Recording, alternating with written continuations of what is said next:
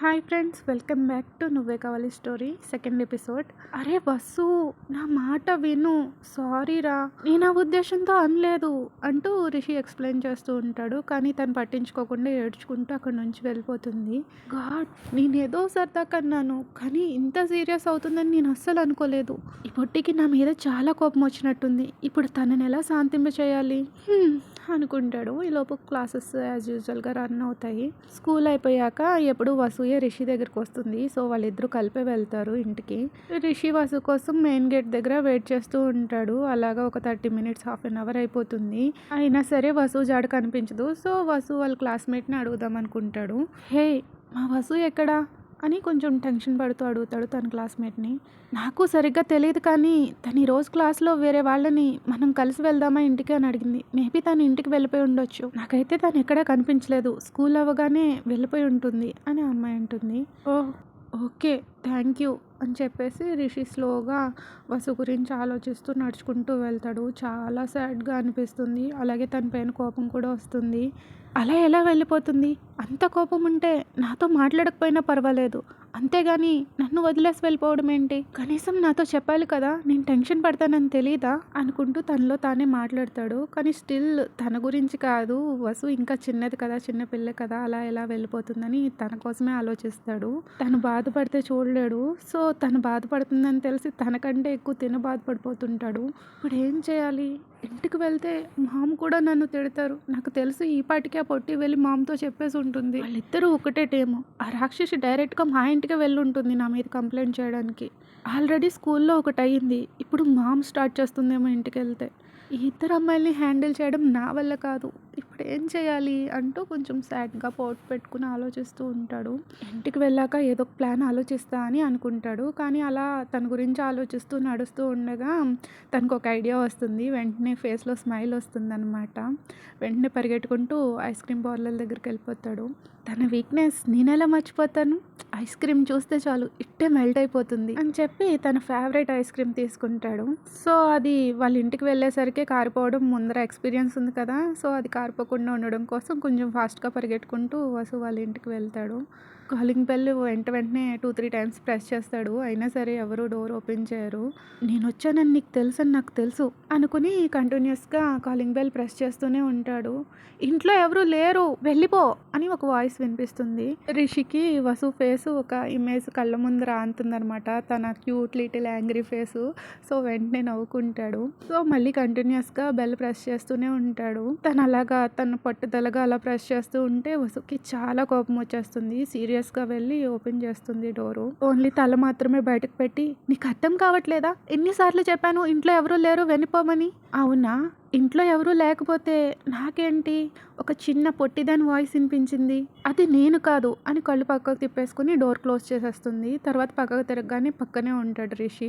నువ్వెప్పుడు వచ్చావు లోపలికి? అది వదిలే కానీ చూడు నీకోసం ఏం తీసుకొచ్చాను అంటూ స్మైల్ ఇస్తూ తన చేతిలో ఐస్ క్రీమ్ని ముందుకు చాపుతాడు. వసు వెంటనే ఫేస్ పక్కకు తిప్పేసుకుంటుంది, దాన్ని చూడకుండా కావాలనే. దాన్ని చూస్తే టెంప్ట్ అయిపోతుంది కదా, సో తన కోపాన్ని ఇంకా అలాగే ఉంచుకుందామని పక్కకు తిప్పేసుకుంటుంది. నాకేం వద్దు, వెళ్ళి నీ క్లాస్మేట్ ఉంది కానీ నీ ఫ్రెండ్, తనకి ఇచ్చుకో అని చెప్పేసి మళ్ళీ ఫేస్ పక్కకు తిప్పేసుకుంటుంది. ఓకే ఓకే, నీకు వద్దా అయితే సరే, అయితే తనకే ఇచ్చేసి మార్నింగ్ జరిగిన దానికి సారీ చెప్తా అని చెప్పి నవ్వుకుని వెనక్కి తిరిగి బయటకు వెళ్ళిపోవడానికి ఒక 2 steps వేస్తాడు. వెంటనే రిషి చేతిలో ఉన్న ఐస్ క్రీమ్ లాగేసుకుంటుంది. అరే ఏమైంది నీకు? ఇప్పుడేగా వద్దన్నావు, మళ్ళీ చేతిలో లాక్కున్నావు, ఏది లేవు, నీకు వద్దు కదా అంటూ తన చేతిలో తీసుకోబోతుంటాడు. మళ్ళీ డ్రామా స్టార్ట్ చేస్తాడు. వసు వెంటనే 2 steps వెనక్కి వేస్తూనే ఐస్ క్రీమ్ ఓపెన్ చేసి వెంటనే లోపల పెట్టేసుకుంటుంది నోట్లో.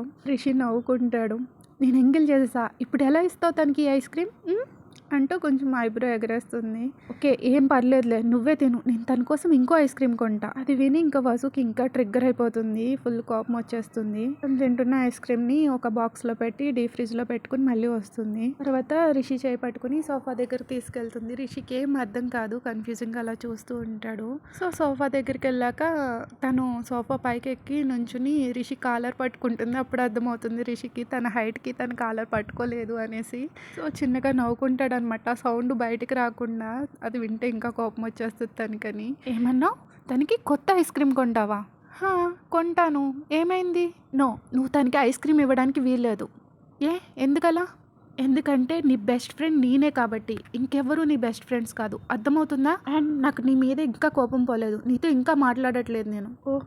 ఐఎమ్ సారీ పొట్టి. ప్లీజ్. నేనిప్పుడు తనతో కనీసం మాటలు కూడా మాట్లాడను. ఇంకీ ప్రామిస్. నువ్వు నా పైన అలా కోపంగా ఉంటే నాకస్సలు నచ్చడం లేదు. ఓకే.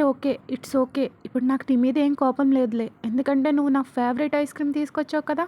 నెక్స్ట్ టైం మళ్ళీ ఇలాంటిది రిపీట్ అయిందో ఈసారి ఆంటీకి కంప్లైంట్ చేస్తా అని వసు అంటుంది. థ్యాంక్ యూ పొట్టి అని రిషి హగ్ చేసుకుంటాడు. వసు కూడా హగ్ చేసుకుంటుంది. ఆ తర్వాత మళ్ళీ నార్మల్ అయ్యి, లడ్డు నేను నిన్నొకటి అడగాలి. ఏంటి పొట్టి? అడుగు. అది నువ్వు నా కోసం ఎప్పుడు ఐస్ క్రీమ్ తీసుకొచ్చినా ఎందుకు నీకు ఇన్ని చెమటలు పడతాయి? ఎందుకు అంత ఆయాసపడతావు? అని వసు అడుగుతుందనమాట. తనకి ఒక క్యూరియాసిటీ అనమాట. ఎప్పుడు ఇంతకు ముందర కూడా అలాగే వచ్చాడు కదా! ఎందుకు అలా అవుతుందా అని అడుగుతుంది. ఓహ్! అదా! ఏం లేదు వసు. నీకు తెలుసు కదా బయటన ఎంత వేడిగా ఉందో. అందుకే కొంచెం ఇలా అనేసి రిషి అబద్ధం చెప్తాడు. ఎందుకంటే రిషి ఆ ఐస్ క్రీమ్ తేవడానికి ఎంత కష్టపడ్డాడో తెలిస్తే కరిగిపోకుండా ఉండడానికి తను ఇంకెప్పుడు ఐస్ క్రీమ్ తేనివ్వదు. తన ఫేస్‌లో ఆనందం మళ్ళీ చూడలేడు అనేసి ఇంకా అది రివీల్ చేయడనమాట. ఓహ్! అవును కదా! చూడు నా మట్టి బుర్రకి అసల తట్టనే లేదు. అండ్ వసు, ఇకపై నువ్వెప్పుడూ అలా ఒంటరిగా ఇంటికి రాకు. అర్థమవుతుందా? ఏది ఏమైనా సరే మనమిద్దరం కలిపే ఇంటికి రావాలి. ఈరోజు నేనెంత టెన్షన్ పడ్డానో తెలుసా? అసలు అలా చెప్పకుండా ఎలా వెళ్ళిపోతావు? ఈసారి నాకు ప్రామిస్ చెయ్యి. నాకు చెప్పకుండా వెళ్ళను అని చెప్పి. Okay promise. ఇంకెప్పుడు అలా చేయనులే అని వసు అంటుంది. సరే నువ్వు త్వరగా ఇంటికి వెళ్ళి యూనిఫామ్ మార్చుకుని త్వరగా వచ్చేసేయ్. లేదంటే ఆంటీకి కోపం వస్తుంది. నువ్వు డైరెక్ట్‌గా మా ఇంటికే వచ్చేసావు. లేట్ అయింది కదా! త్వరగా ఇంటికి వెళ్ళు. డ్రెస్ చేంజ్ చేసుకుని వెంటనే వచ్చేయి. ఈరోజు నేను డ్రా చేసిన డ్రాయింగ్స్ అన్నీ చూపిస్తా అని ఎక్సైటెడ్‌గా చెప్తుంది. ఓకే పట్టి 20 మినిట్స్‌లో వచ్చేస్తా అని నవ్వేసి అక్కడి నుంచి వెళ్ళిపోతాడు.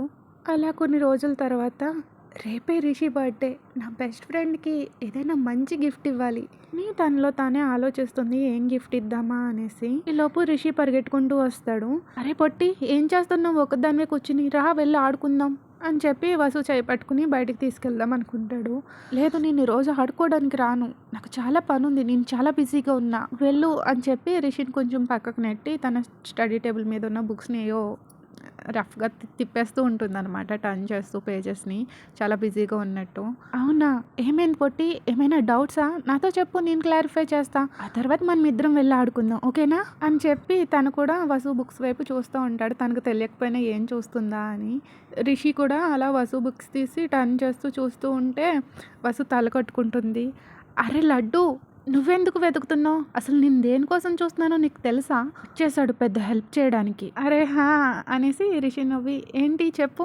ఏం వెతుకుతున్నావో చెప్పు నేను హెల్ప్ చేస్తా. తర్వాత మనం ఆడుకుందాం. ఏం లేదులే నేను చూసుకుంటా. నువ్వు వెళ్ళు ముందు. అచ్చా! అవునా మేడం? అయితే ఇప్పుడు నా దగ్గర సీక్రెట్స్ కూడా దాస్తున్నావన్నమాట. నువ్వు వెళ్ళిపోమంటున్నావు కదా! సరే నేను వెళ్ళిపోతానులే. నీతో అస్సలు మాట్లాడను అని చెప్పేసి కోపంగా అక్కడి నుంచి వెళ్ళిపోతాడు రిషి. తర్వాత వసు నవ్వుకుంటుంది. ఇదంతా నటనని నాకు తెలుసు. నీకసలు నా మీద కోపమే రాదు. అన్నీ వట్టి మాటలే. అయినా రేపు నీ బర్త్‌డే కదా! నేను విష్ చేసి గిఫ్ట్ ఇచ్చాక నువ్వు నాతో ఎలా మాట్లాడకుండా ఉంటావో నేను చూస్తా. ఇంతకీ లడ్డూకి ఏం గిఫ్ట్ ఇవ్వాలి అని మళ్ళీ ఆలోచిస్తుంది. ఒక కలర్‌ఫుల్ డ్రాయింగ్ షీట్ తీసుకుని దాని మీద డ్రా చేస్తుందనమాట. ఒక మంచి బర్త్‌డే విషెస్ కార్డ్ రెడీ చేస్తుంది. అది రెడీ చేయడానికి తనకి 2 అవర్స్ పడుతుంది. అది కంప్లీట్ అయ్యే వరకు అక్కడి నుంచి లేవదు. తను సాటిస్ఫై అయ్యాక అప్పుడు రిలాక్స్ అవుతుంది. మరీ సింపుల్‌గా ఉందా అనుకుంటుంది. ఏం కాదు తనకి ఖచ్చితంగా నచ్చుతుంది. ఒకవేళ నచ్చలేదని అన్నాడో తనతో ఇంకెప్పుడు మాట్లాడను. ఇంతకీ తనకి నిజంగానే నా పైన కోపం వచ్చిందా? నాతో ఎప్పుడు మాట్లాడడా? నిజంగానే సీరియస్‌గా నాతో ఫ్రెండ్షిప్ కట్టిఫా? ఇప్పుడు నేనేం చేయాలి అని ఫుల్ టెన్షన్ పడి ఏడవడానికి రెడీగా ఉంటుందన్నమాట. అలా ఏం జరగదు. నాకు తెలుసు లడ్డు గురించి. Okay friends, that's it for today. Episode నచ్చితే లైక్ చేయడం మర్చిపోకండి. Thank you for listening. Bye bye.